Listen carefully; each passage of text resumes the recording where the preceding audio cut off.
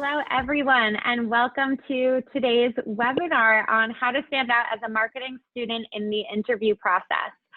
My name is Liz Wessel. I'm the co-founder and CEO at WayUp. Many of you guys might know WayUp because you're users of WayUp. If you're not, check us out at wayup.com. We help employers find amazing, qualified, diverse early career talent like many of you, and we help students explore awesome opportunities and get hired. And many of you guys are on this webinar because you want to learn how to stand out as a marketing student in the interview process. And just a little bit of background about how this webinar even got started in the first place. I met Michael at an event for CMOs and marketing leaders, and a really big topic was about how to recruit excellent talent. And we kept hearing from CMOs and heads of HR about some of the struggles they had when it came to actually recruiting great talent. And he and I sat together and we said, you know, some of these students and recent grads just don't realize that if they just tweak a few things about the interview process, it'll really improve their chances of getting hired. And so Rachel joined the conversation. Obviously, she's one of the leaders at one of the best career service centers in the world, not just the country. And she was joining that conversation, and we were all like, you know what, we need someone who's a practitioner, who's also in the field, who's done a million of those interviews from the other side and seen it firsthand as well. And so we asked Diana from Unilever to join. And so I'm really excited for today's webinar. So Rachel, I would love for you to actually introduce yourself first, if you could. Sure, Liz, thank you, and welcome everybody. I'm so excited to be here today. So my name is Rachel Frint, as Liz mentioned, and I'm the Assistant Dean for Career Development here at the NYU School of Professional Studies. And I see so many familiar names popping up into the chat and on the attendee list. So good to see so many people that I actually know and have worked with. And what I do at NYU is work with students to reach their professional goals. Pretty simple, whether you are a new professional or experienced professional in any of our NYU School of Professional Studies programs, you utilize the NYU SPS Wasserman Center, and I lead the team there in helping students not only find a job or internship, but really be career well throughout their entire career journeys, all the way from graduation to retirement and beyond. And what we do is really ensure that students, like I said, not just know how to find a job, but find positions and opportunities and advancement that align with your values, your interests, that excel and help you build your strengths and really find meaningful work. And just a very quick sentence about myself. For the past 12 years, I've worked with thousands of NYU students, primarily earning degrees in business fields, and help them reach their professional goals. And today, much of my work involves partnering with NYU students who are in our MS in Integrated Marketing and MS in Public Relations and Corporate Comm programs, which are two of our largest graduate programs at NYU. So I'm thrilled to be here, share my insight, and get to know many of you today. Great. And by the way, to everyone, your Q&A, Rachel has heard every question under the sun. So if you have any question, no matter how big or small, she's heard it, so don't be shy. I'm already seeing a lot of great questions coming in. Awesome. We'll go right to left. So Michael, would love to have you go next. Sure. If everyone hear me fine, okay, yep. I'm Michael Diamond. I'm the Academic Director at NYU School of Professional Studies for all of our integrated marketing and PR programs, and I'm a clinical assistant professor here.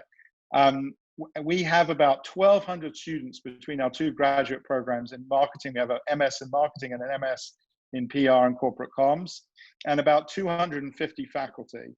So it's probably one of the largest graduate programs in the country for marketing and PR. And among that faculty, many, are academics and have PhDs, but every single one of them is a working professional. And they bring that into the classroom. And that's true for me too. I was 20 years at Time Warner.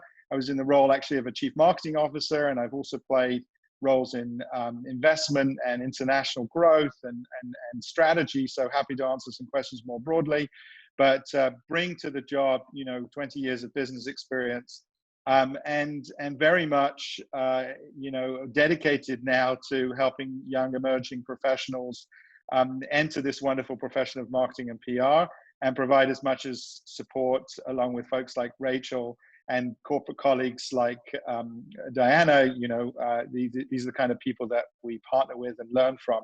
So absolutely delighted to be here, and thank you, Liz, for setting this all up. And before we go to Diana, Michael, really quickly, I know it's hard to choose your favorite baby, but when you were CMO at Time Warner, did you have or any of your other marketing jobs, did you have a favorite campaign you ever worked on that you want to share really quickly? Early on, actually, as I was trying to break into marketing, I was a strategist, and I convinced the leaders that we needed to rethink our multicultural marketing strategy, which was the term of art those days. And we had a very large base of Hispanic consumers in Texas and California and New York City and Florida. And so we developed a phenomenal campaign. It was absolutely fascinating to learn about the market, drive some change, get people together talking, and create some really innovative, smart work. So I'm very proud of that. And that lived on. We launched a whole package of new channels, international services, in-language programming, and everything like that. So very, very cool project. Awesome. Awesome. It sounds great. All right, Diana, last but not least, go for it. Hi, everyone. Thank you, Liz. So excited to be here with you. Even remotely, I can feel your presence through the screen. My name is Diana Juggenov. I'm currently a senior global brand manager at Unilever. If you're not familiar with Unilever, we are a massive consumer packaged good company with a footprint in almost every nation in the world, about 170,000 employees. Some of our top brands include Dove, Knorr, Hellmann's, Ben & Jerry's, really across personal care and foods, as well as some in the beauty and prestige space. So a really exciting company to be a part of with a truly global footprint. And I've been at the company since 2013, working on brands like Dove, which I'm on currently. I've also worked on Vaseline and Q-tips, which is a bit of a local jewel here in the US. I started my career in digital media, online video startups, so seeing kind of both the big and little side of the world, and can give some insight into that. And I got my MBA at Northwestern Kellogg before joining Unilever. So that's a little bit about me, and really look forward to engaging with you all today. Fantastic. And I have to ask you too, again, I know it's probably hard to choose your favorite baby, but favorite campaign you've ever worked on at Unilever? I have two. One would have been the launch of the Vaseline Healing Project, which was a social mission for Vaseline. Unilever, if you don't know, is all about Unilever's sustainable living plan, and purpose is part of each and every one of our brands, something that it goes beyond just revenue and running the business, but also making sure that we're doing right by the people we serve and by the planet. And so Vaseline partnered with Viola Davis and the NGO Direct Relief to launch the Vaseline Healing Project back in 2016 now.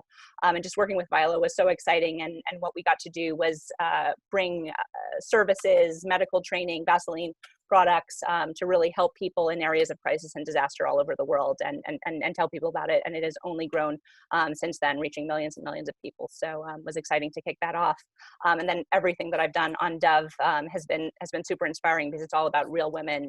And one of my favorite campaigns was the launch of Dove Derma Series, which was a line specifically for people with extremely dry skin and dry skin conditions like eczema and psoriasis, and working with women who had these conditions, showing them in our advertising, letting them tell their stories, and really changing the conversation and educating around what it's like to live with a skin condition, what it looks like, how it feels, and really providing products that could bring a little bit of comfort there. So many more, but it's been an exciting ride so far. Awesome. And such a diverse range of campaigns. That's great. Well, let's turn the slide share off and go right into the questions. Now, I have a bunch of questions for you guys, but we are getting some really good ones from the audience as well. So I'll switch over to that probably in 20 minutes. But let's start with, for people who are just even thinking about going into marketing, or maybe they're only a year or two into their marketing job, there are so many paths to take in marketing. We talked on one of the calls before this about how there's brand marketing, there's digital marketing, there's analytics, and so much more. So how do you all think that someone should decide which path to take, which roles to apply for? And what are good ways for a student or a recent grad to even explore or understand the different paths before committing to one? Great. Well, I can start with that. I had a liberal arts background. I studied political economy. So as I was looking at the job market, I really didn't even know where to start.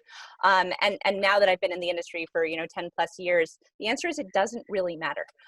So it's talk to people, understand what their careers are like, what they do on a daily basis, and then find a role that you can apply for where you're going to get a lot of responsibility right out of the gate. And there are so many different ways and parts of marketing and types of companies. They can be very well known, like Unilever can be an absolute startup with 5 people. As long as you're going to be learning, that's going to help you get your feet wet, build your skills. This is really a field where you learn on the ground. So whatever training you've had is going to get you to the job, but then on the job is where you're going to learn. And once you're in the greater industry, you'll have a better sense of where you might fit or what you might like to try. But even in the past decade or so, marketing has changed so much, what it means to market, digital marketing, social media, all of these things. That no one's a true expert because it's evolving faster than the speed of light. So find a company and really people that you're excited to work with and get ready to learn. Yeah, I would build entirely on what Diana said. I started my career in a completely different place. When I got out of undergrad, I worked in the theater. I came from the creative side. I worked in the theater in the US and in the UK. And, I got fascinated over time and ended up as a management consultant in things that are more about data and analytics and strategy. And I think that, the more range you bring to any role you play in marketing, the better. Yes. So, and I am concerned, I think, as Diana is recently contributed an article about this, which is about the specialization that's going on in our field too early. Because what we want of our marketers is that they are generally thoughtful and well prepared and curious, etc. And we'll probably talk a bit more about that later. The traditional view was always, do you go to the agency side or do you go to the client side? That was one sort of choice. And then the other choice was, do you go creative or do you go analytical? And I think I would encourage you, as Diana said, is it doesn't really matter where you start. I think you need to constantly be intellectually curious, and you should be trying to learn new things all the time. Yeah. So, if you are a person who feels much stronger in creativity, or be it writing or visual imagery or whatever, perhaps more drawn to what we sometimes call marketing communications or the advertising discipline, then go find out what those technologists do and what those data scientists do. And I think you'll find, as if you look at all the big M&A activity that's been going on in the industry recently, it's all about joining, big creative agencies joining up with data science-driven agencies, or technology platforms finding, partners in creativity. So, as the poet says, we contain multitudes. And I think marketers must contain multitudes. The more you study, learn, stay curious, the better off you are. I'll just add 2 quick points. One is obviously internships. So here at NYU, close to 98% of our undergraduates do partake in some sort of internship.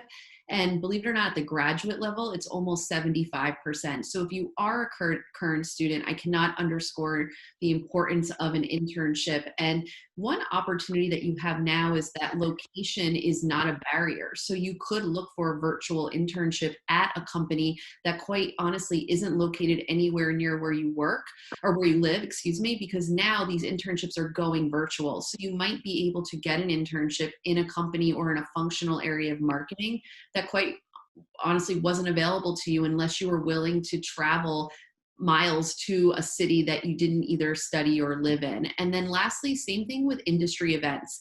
Industry events are at your fingertips right now because they're virtual and often free, because organizations don't have to charge students and professionals to come there and sit in a large conference room anymore, right? So many organizations are actually offering free virtual conferences and events throughout the summer. So take advantage of those. Those are great ways to explore what area or functional area of marketing or communications you might want to go down in the future.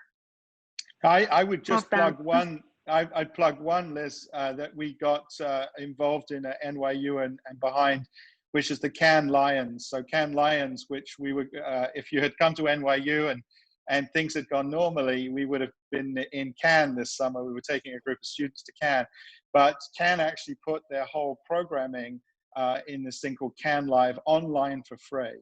And I think I support Rachel's point entirely. Make yourself aware of those things.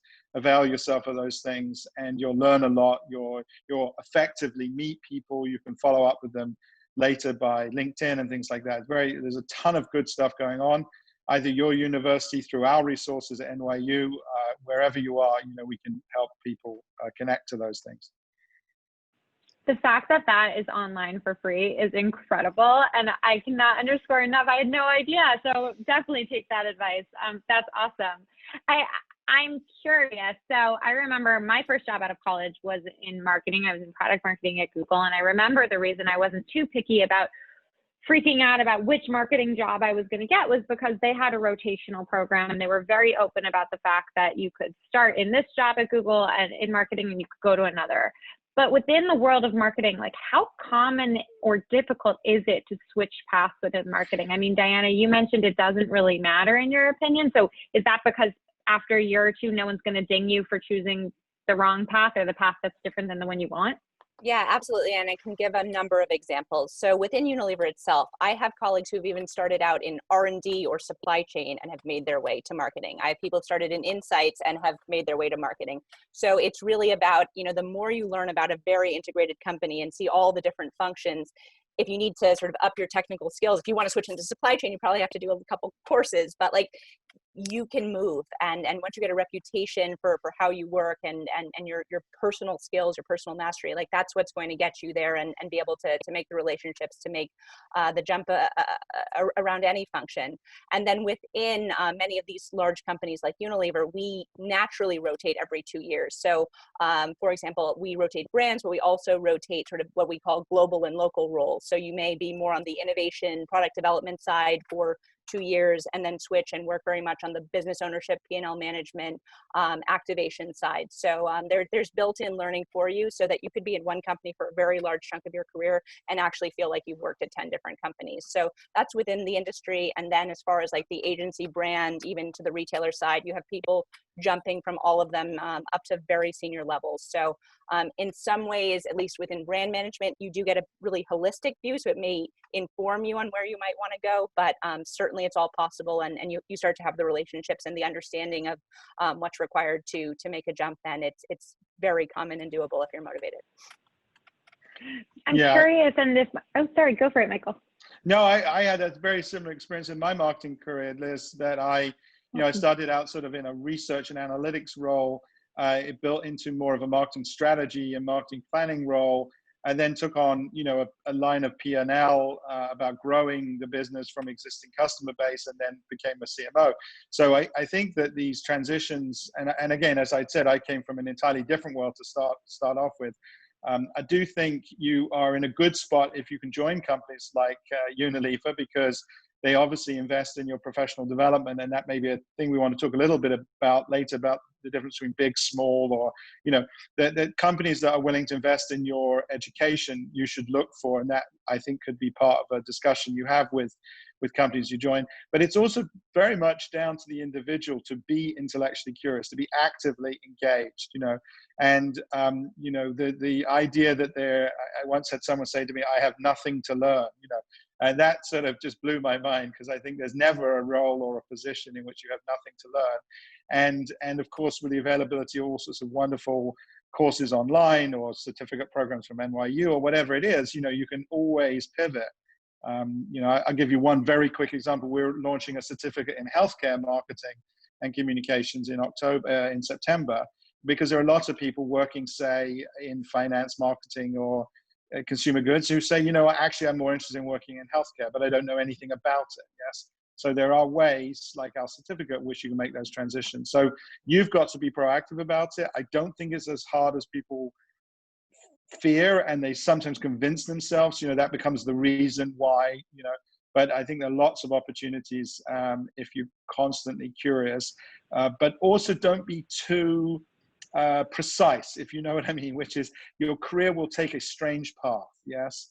And you'll be disappointed if you're too like, I must be CMO by X date, or within 3 years, you gotta let it play out a little bit, and welcome the unbidden, as they say. Awesome. We are going to turn it over to audience questions soon, but just one or two more questions. I'm curious for each of you, what is the biggest mistake that you see students make when interviewing for marketing positions? If you could think of like the one biggest, or maybe if you can't choose between two, go for two. We'll do kind of rapid fire. I think the most common I'm seeing is just not doing your research. It is so easy to find out today about a company, listen to their leadership, read articles, watch videos, get a sense for what the company is about, what their, primary revenue streams are, their brands, whatever it is. It's such an opportunity. Reach out on LinkedIn, try to talk to current employees who are there to get a feel for it, to show your interest. That's the one thing that you see some people who feel like they're ticking a box and kind of going to all the big companies or all the companies in a particular industry. And the truth is, while there are some similarities, there are some very significant cultural differences, and it also just shows a level of care, and like these are competitive jobs, right? So the more you can stand out and give that confidence that you want this, that you get it, you can ask the right questions, makes a huge difference for you to land your stories, if it's STAR method or whatever else. Like we're used to the marketing nuts and bolts, but we want to understand who you are and what makes you special and a good fit for a company like ours. I'll build on that a little bit, Diana. Great point right at the end about definitely making sure the company understands how your own personal career values align with the organization. So going beyond what they can find out on your resume, right? Most of the time they've read your resume before getting into the interview, right? That's what got you to the interview. Now's the time to really bring you into the interview. So whether it be a critical decision that you made during one of your courses to focus on their company, or even a competitor, right? A company that was similar to theirs for a course project or some type of case study, and then bringing that experience into the interview, talking about it and saying, here's why I chose it. I've chose this because Unilever is a focus of mine a year ago when I started my graduate program in marketing, and I've continued to follow what you're doing as a company. And here are the things that I focused on in my project, and making those connections for them. It's not going in and saying your mission statement aligns with my values, right? It's doing it a little bit more nuanced. It's doing it by showing them they've been a target of yours for a long time, and bringing those experiences and being able to tell a compelling story in the interview process. To close, the biggest mistake I see students do is shy away from that, where you should be capitalizing on your passion and your commitment to that organization, and making them see that they've been your top choice, for a long time. So I see students miss that opportunity all the time when preparing for interviews. I'll share two bits, two nuggets, and I think they build nicely on what both of my colleagues have said. One is, I think too often students or interviewees generally, it doesn't have to be a student, arrive talking a bit too much to an interview about what they want. I want X, I want Y. And I think you need to think more about what I can contribute or what impact I can have. Yeah. So the stuff you want will come. But people, it's this notion of reciprocity. So if you can demonstrate what you can do for them, they're much more likely to do good things for you. And the second is a similar vein. It's what I've sometimes called do it to be it. Yes. I used to get lots of people calling me when I was head of international strategy, for example, or saying, oh, I want to be a strategist. How do I become a strategist? And my counsel to every single person that called was, don't ask me that question. The best way to start becoming a strategist is to call me and say, hey, I've been thinking about your industry, and I'm really interested in the various different strategic things going on. And I see that so-and-so just did a deal with another company, or you've just partnered with X. That seems interesting. Could you help me? I'm very interested to understand why you're doing that. So you want to be, you want to do the thing. You want to start talking, acting, thinking like a marketer, rather than asking questions about what's marketing like, or do you do as a marketer? You're much more valuable, I think, to the other person on the side of the table if you demonstrate to him or her that you're already operating in that role effectively. Yes, I'm already thinking about the issues that a marketing manager might have to think about, or what a data, a marketing analyst might have to think about. So it's and just to echo what everyone has really said, there's a theme around research and preparation, and I'll tell you that statistically on WayUp, because as many of you, if you're WayUp users know, we actually conduct first round interviews for many of the companies who use us, and that's how we ensure everyone hears back within 24 hours of every job application. What I will say that's pretty crazy is that statistically, the #1 reason candidates fail first round interview is they didn't do research, or they didn't show they did research. And so I think something that I'll kind of put in like dating terms is, you know, when you're on a first date, you don't want to play too easy. Like, you want to play a little hard to get. Not the time to do it in a first round interview. You don't want to come off as desperate, but you don't want to play hard to get and too cool and like you have a million offers, because A, we're in one of the highest unemployment rates our country has seen in many, many years. And B, no company wants to hire someone that doesn't want to, you want them equally. So that's just a quick note from a statistics perspective. It's spot on.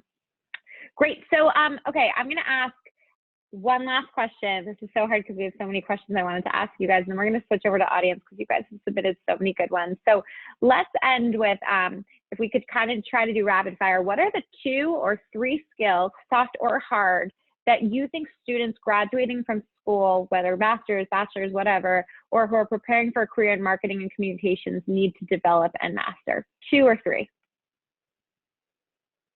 Great. I can go. So definitely it's something we at Unilever call bias for action. But what it means is that you're a self-starter. You're sort of unafraid to ask questions, to figure things out, and start to connect the dots.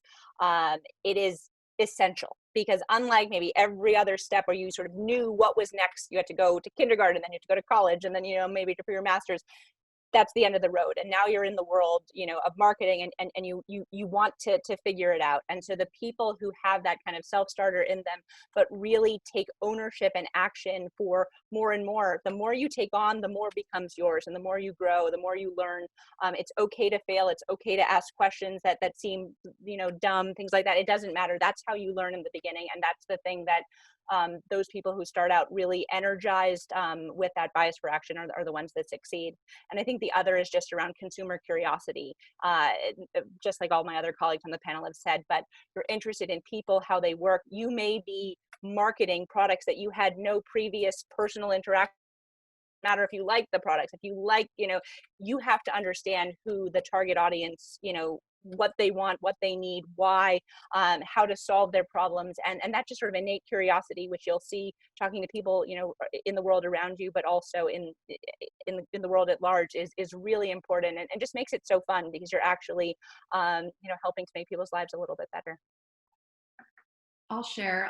So we definitely at the Wasserman Center do a lot of research around this, and we work with an organization called the National Association of Colleges and Employers. It's the professional association that connects college career centers to employers for like-minded research and interaction. Their top 9 skills are all what we consider soft skills. So nothing is marketing specific, nothing is PR specific. So the skills on that list, I think the most important too, flexibility. Employers today want people who can be flexible. You may not get the job right into an organization that you've always dreamt of, but the person who can succeed in that job, have impact, and then grow with that company, that's a company's going to want to retain and invest in. And so flexibility and being able to not be so confined to a certain list of job responsibilities or department or unit within a marketing team will help you just grow in your career, and you'll uncover opportunities you didn't even know existed. We see this all the time with our alumni that come back and say 5 years later, okay, here I am. This is not what I thought I was going to be doing. We even heard it today earlier on. The last thing I'll say, which is so important right now in the world that we're living in, being impactful during uncertainty. If you can be the person that can still have impact, can still problem solve, even during times of uncertainty, you're golden.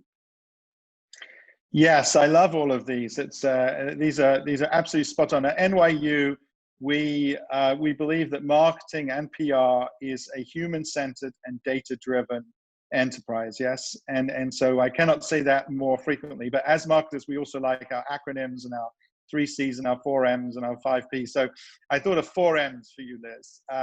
And my 4 M's are meaning, messaging, math, and mattering. Okay, mattering might not even be a word. We just made that one up. But anyway, so meaning, messaging, math, and mattering. Let me say. So by meaning, I think it's very much this idea about being intellectually curious, understanding what things mean, why people do what they do, developing insights. It's absolutely fundamental to marketing, is this notion of meaning and insight. Messaging is really about, and this is more professional messaging than it is messaging to consumers, it's about knowing and understanding your audience, who you're speaking to, who you're presenting to, who you're trying to convince, and then really upskilling, retooling your capabilities in PowerPoint, memo writing, persuasive writing, whatever it is. Yeah, so that's about messaging. And then in terms of math, I mean, I don't just mean pure math. I think math is very important, or maths, as we would say in the UK, but math is very important. But I think really I'm talking about structured problem solving. Yeah, so figuring out how to use analytics and structured solve problems. And then finally, mattering. Mattering is both the sense of, why should I even care? In lots of business environments, especially as a young person, you'll be encountering other people with limited time, limited attention spans, and you've got to think about, why should I even care? How is what I'm selling, working on doing, going to have any impact to the company, but also importantly to the world? Yes. And it's a thing I believe very firmly in. Marketing and advertising can change the world. We can have impact on the world, make it a better place, a fairer place, a more equitable place, a more diverse and inclusive place. And you should think about those things, and you should become skilled at thinking about how to act ethically and matter in the world. So, and it will make you a very attractive candidate. Agreed. That's awesome. Great advice. And someone had actually submitted right before that, Isabel Miss, who's an undergrad junior from St. Peter's University, has asked what will be a skill set that's essential across all marketing career paths. And I think you guys all definitely answered that. Flexibility. I think it's not just marketing, to Rachel's point, it's all career paths, period. So that's great. Okay. I'm going to go into the audience questions now, because you guys have asked so many good ones. There's a few themes I'm starting to see. So let me start with Gloria, who's a grad student in integrated marketing and management and systems from NYU, has a question for Diana. Diana, could you briefly describe your experience of working in digital marketing and branding and CPG since 2013, and how it's changed, how the industry's changed since 2013? Yeah, absolutely. So I think when we think of channel planning, it used to be very simple. Sort of right before I got to CPG, it was like you do TV and you do print, and you do a little radio. In the time since maybe late 2000s, but certainly by 2013, figuring out the digital ecosystem, figuring out social media, where consumers are spending their time, how they're getting information, if they're even seeing your information, because now you can choose where you get your news, you can have your own tiny sort of echo chamber. So it became a much bigger challenge for us as marketers to take the same limited budget and try to figure out how we find our core consumer, how we reach her in a persuasive way. You used to have a minute, to tell your story. Now you have 6 seconds. That's a format we buy all the time. And what can you say in 6 seconds? Quite a lot if you do a really good job. But these kind of things have been so exciting, innervating over the past several years, because it keeps changing and it will continue to. And I think you really have to have that kind of explorer's mindset. If you're working with a very young audience, you're on totally different platforms than if you have a millennial now or Gen X target. So it's fascinating to figure out the platforms, figuring out the creative unlocks, figuring out new ways so that it's not the same boring stuff that nobody sort of breaks through. So that there's been a lot of changes, and expect that it's going to be completely different 10 years from now. And then how do you still sort of hone those skills that do carry over across? Because there is great creative and will always be that way. And sort of how do you learn to do that if you're on the creative side, or brief for that and evaluate that if you're on the brand side is a critical skill that you need to build as well. Awesome. Super helpful. So we have a few questions from 3 different people, all about very tactical resume advice. So I think we can all probably take a stab at these. So let's start with Kelly, who's an undergrad student at the University of Albany, wants to know, when submitting a resume for an internship or full-time job that's more creative, like in marketing, would a creative resume with text boxes and various colors be more suitable, or a traditional black and white resume? We can all just do a quick rapid fire. Rachel, go for it. Sure. So I think if you are applying through an applicant tracking system, which many of the large global companies do use, I would use a traditional black and white text resume, where I would flex my creativity is through my LinkedIn profile. So I would put a link to my LinkedIn profile on my resume, then use the LinkedIn profile to link towards some of your more creatively focused projects. You can actually upload PDFs, videos, any type of media file really to your LinkedIn profile, and then the employer can look there if they want to see a little bit more of a portfolio of work. So that would be my first suggestion. Secondly, if the company is more creatively focused as a whole, right? Maybe it's a smaller company, startup, where you're actually sending a resume to an email address or to an individual, I think you have a little bit more leeway with creativity, and you probably could make something that does look a little bit more visually appealing, that is reflective of your personal brand. But if you're uploading to an applicant tracking system, I would err on the side of simple, because you don't want your resume not to be read through those metrics. Anyone disagree with that? I strongly agree. I think you can create your own portfolio online as well. And some universities, NYU has some e-portfolio tools for students so that they graduate with something in their portfolio. And many creative jobs, or agency jobs you apply for actually will ask you to submit some kind of video or creative idea along. So I would not make your resume the place to get creative. I'm with Rachel. In general, it's being sucked into some AI-driven applicant tracking system, and you want it to be as clean, as you can get it. Awesome. This next one, Carolyn, who's a student at the University of Michigan or recent grad, one of the two, said, how would you recommend tying a lost or canceled internship due to COVID into your interview process and even in your resume? I can quickly share on the resume front, and then I definitely want to hear from you guys on the interview process. And just so everyone knows, there are no right answers to anything that relates to COVID because it's so new. That being said, what we are recommending that we are seeing is most effective right now with employers is to put the canceled internship at the very top of your experience section, not in any of the other sections, but at the top of your experience section, because it would have been an experience. And don't add a bunch of lines, just have the job title that you would have had, the company, and then something that says canceled due to COVID-19.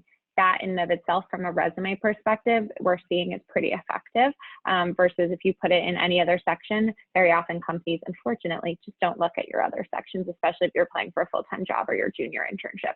But what about you guys? Disagree or agree on the resume? And then especially in the interview process, how should people bring it up? I mean, I think we're all people, we're all living through this together. So agree completely with Liz. Like, we'd understand why it gets canceled. And, it's a way of signaling, hey, like I had something I was looking forward to. I'd gotten through their vetting process. It certainly couldn't hurt. But obviously there's an understanding that you missed out on a chance to have employment during that period, but wouldn't be held against you for sure. Yeah, 100% agree with Diana and Liz. You should list it. I think, especially if it was hard won and an impressive brand or place to work, then, it is part of your story. You made it through their vetting process. Be honest, be entirely ethical. You either got it or you didn't. You don't want to play games around that.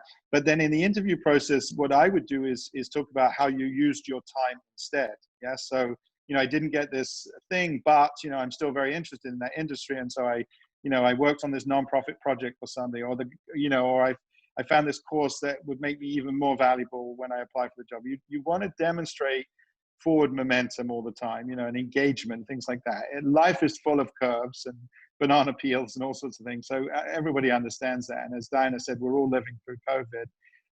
It's a storm that has impacted us all in many different ways. But you demonstrate what you did, what resilience and impact you had. So. That's great. And so if the good news is, if anyone is listening to what Michael just said and is like, oh shoot, I haven't done anything to forward myself, it's only early July. You've got the whole rest of summer. So go online, do some Googling and find some great resources, and we'll send a couple at the end of this as well, especially as it relates to NYU. Great. Final question on the kind of tactical front about cover letters and resumes is from Natalie, a rising senior who's studying advertising at the UNC Hussman School of Journalism and Media. And her question is, are cover letters actually read? I've heard a wide range of answers to this question. How do you stand out, especially when many people might be skimming or even skipping them? Rachel, do you want to take this first? I'm worried to answer this before Diana answers, but I will tell you what we talk about with students. So cover letters are, you're right, we don't know if employers are reading them, but if a company is asking for one, you certainly want to write one, because what will often happen is a company will have two very similar resumes in their hand, and they'll say student A and student B. Oh, they have similar majors, similar GPA, similar experiences. Let me go to the cover letter and see if I can learn something about them, about why we should interview them. And you want to use the cover letter to double down on why that company. So don't spend your cover letter rehashing what the person can find on your resume or even your LinkedIn profile. Use your cover letter to add something that they cannot learn about you from your resume. That is often how we hear from employers that they use a cover letter. Does that mean that every cover letter is being read? Unfortunately, no, we don't. But if you want to go the extra step and really make yourself stand out, write the cover letter and use it as a time to go beyond the resume, because we have heard that that is how students will land interviews and nudge somebody else out for an opportunity. Yeah, just to build onto what Rachel said, really at a company like Unilever, it really depends where you're coming from. So if it's a very formal, we're going to NYU, we're going to one of your schools and recruiting, your cover letter is extremely important, because we may get a stack of 50, 100, and we're reading those cover letters to differentiate. And that's where you're explaining, you're showing who you are, because when you look at the bullet points of all of your resumes, you seem very similar on paper from the same school or from the same major. So your cover letters, where your spirit comes through, it helps us decide who comes in for the interview. And then in the interview, that's where, I think the meat of it comes, but that could make you number 10 on the list or number 11, and maybe there's only 10 spots for interviews. So in that case, it's vital. Internally, we actually have an opportunity to write cover letters. Once I did for a job because I was so passionate about it, and I think it helped. Other times, you just keep moving on. So if you're going through the LinkedIn system of applying, which is the way it works for now, so many companies, it might get seen, it might not, but it's your only chance to say something else before you have an interview. I'll just jump in real quick too. For the career changers in the room or our more experienced professionals in the room, a cover letter can be extremely valuable if you don't have direct work experience from your resume for a job. So if you're looking to change into marketing, into communications, we talk a lot with our career changers in our integrated marketing and PR programs about how to use that as a platform to show transferable skills and again, really why the change, right? Why do you want to be in marketing after being in this unrelated field or function for X amount of years? And that can really help an employer further understand, okay, I get why this person's applying to my company and my role. So that's another way we've seen them be very helpful. I'll say something slightly different than what you guys shared, which is, and I do agree, if they ask for a cover letter, give the cover letter. If you don't, there's a chance you might just be knocked out for that alone. But we see statistically that people who have cover letters, when you're applying for a job that's hiring en masse, which means more than 25 people at a time, are not read. Most of the time, statistically, are not read at all. However, and this is entry level, so I'm not talking about people who have 5 to 10 years experience. However, the cover letters are part of your interview packet that are given to the hiring manager. So it's the final round interview that we often see that they play a big role. Whereas at the very beginning, whether you get an interview, it's often based on, are you simply qualified for the job? Your answers, to the application questions and so on. So it's just one more perspective. Great. I want to go to the next question. Adam, who's a recent grad from Indiana University, said, what softwares or computer programs are essential or important for marketing in 2020? I'll jump in. I think the answer to this question may be slightly unsatisfying, which is that it's rather than think about it any single piece of software that is essential. I think you should think about classes of software. Yes, and typically if you learn, so there's always a debate: should I learn Python or should I learn R or SPSS or SAS or whatever?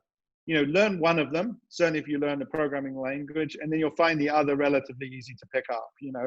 If you go to work in an environment where Python is used and R is not, it doesn't really matter. So learn something in the category.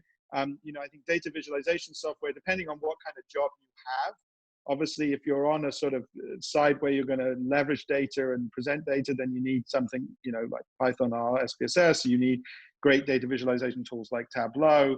I think everybody should learn Excel. It's used widely, and PowerPoint and Microsoft Word, that goes almost without saying.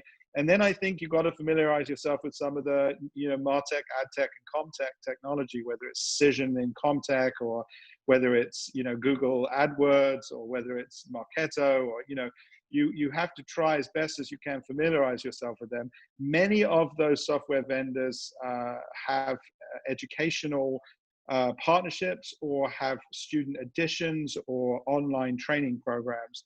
But, I would encourage you to worry a little less about the specific software, and more about, that you've mastered types of software.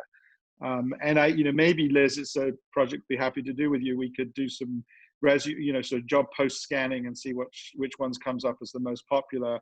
But I would rather you all think about it as categories, partly because the software itself changes rapidly. So, Diana, any softwares that you typically look for candidates to know? No, I mean, PowerPoint and Excel, you live in those. I mean, it's very, very focused. We do have all sorts of database and consumer, but if you have a general analytical mindset, you can pick that up on the job.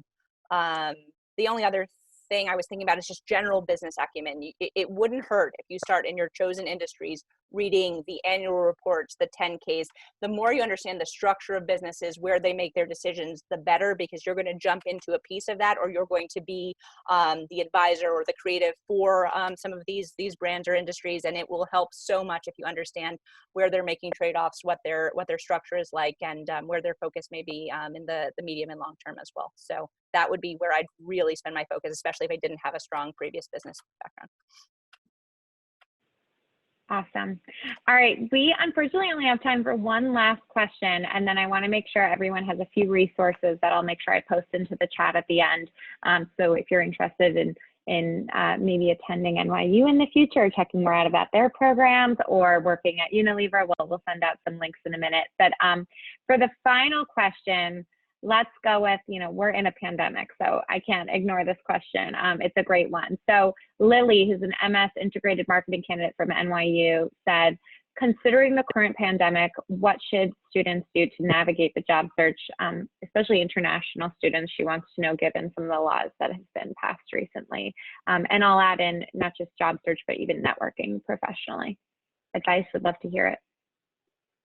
Great. I'd say for networking, nothing has changed, right? The only difference is you're not going to the coffee shop to meet, but especially if this is an international search or a remote search, it's easier than ever to pick up Zoom and meet somebody face to face, where we're all home, we're all working, we're all on video all day, and we're here to learn and help, future marketers figure out their careers, strategize, and land roles. So find the people who you're interested in talking to through your personal networks, through your universities. That's a great place to start.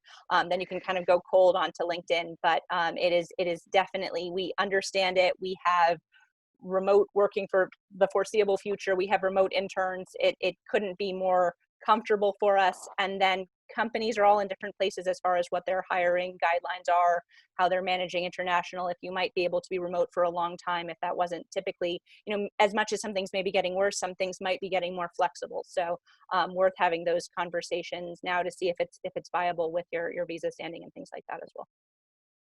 I'll add, Diana, great points. And I'll just share, I worked with a student yesterday who's sitting in Indonesia, but doing a virtual brand management internship for a company sitting here in New York. So, I don't want to paint a overly positive picture, because there is so much, challenge right now, but there is opportunity remotely just for work experience that you never could have gotten had we been in pre-COVID. So I want to stress thinking of it as an opportunity. With that said, there is going to come a point, and we're seeing it right now, unfortunately, with new restrictions in how international students can have global mobility with their careers.